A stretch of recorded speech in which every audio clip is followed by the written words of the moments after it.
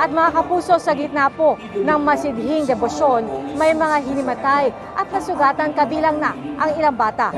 Mula rito sa Quiapo, saksi live si Katrina Son. Katrina?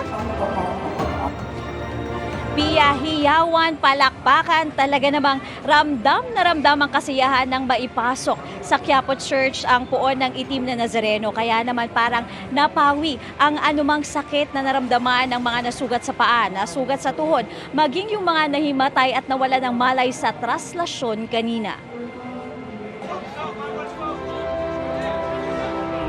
Nagtulong-tulong ang mga deboto para mabuhat ang kasamahan nilang nahimatay. Bumubula ang bibig, tirik ang mata, at hirap na sa paghinga.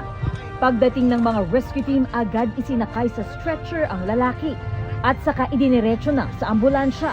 Matinding pagod ang itinuturong dahilan ng mga kasamahan. Ang 7 taong gulang na batang ito naman, nalaslas ang kaliwang parte ng leeg, maging ang gitnang bahagi ng kanyang dibdib. Tumatalon daw siya at pilit tumatawid sa mga barrier. Ang daming bata ngayon eh. Siguro nga po dahil yung nag-lock tayo sa pandemic, medyo patapos na. Bukod sa kanya, may mga bata ring nadapa at nasugat sa paa. May ilan ding nasugat at nahulog dahil sinubukang sumampa sa andas. Natakot po, tapos na ako, lumayo muna po ako nun. Nagpalabas muna po ako, nagtaas po ako ng kamay. Ang lalaking ito naman, masakit ang dibdib at hirap sa paghinga. Naipit daw kasi siya sa pagitan ng andas at ng pader. Pero gayunpaman, tuloy pa rin daw dahil ginagawa raw niya ito para sa itim na Nazareno. Pumagitna po ako sa pinaka-andas at pinaka-poste na. Nakasalang po kami sa andas ngayon. Nung bali pag-abante po ng andas, bigla siyang gumilid. Pumaling po siya sa gilid. Ngayon, naipit po ako sa pinaka-poste. Habang papalapit naman ang andas ng puon sa Quezon Boulevard, inaasahan na raw na mas darami ang mga isusugod sa mga first aid tents. Pasado alas 6 na nga ng gabi ngayon at makapal na ang mga tao dito sa labas ng Plaza Miranda. Iwinawagayway na rin nila ang kanilang mga panyo. Ibig sabihin daw nito ay malapit na dito ang andas ng puon ng itim na Nazareno.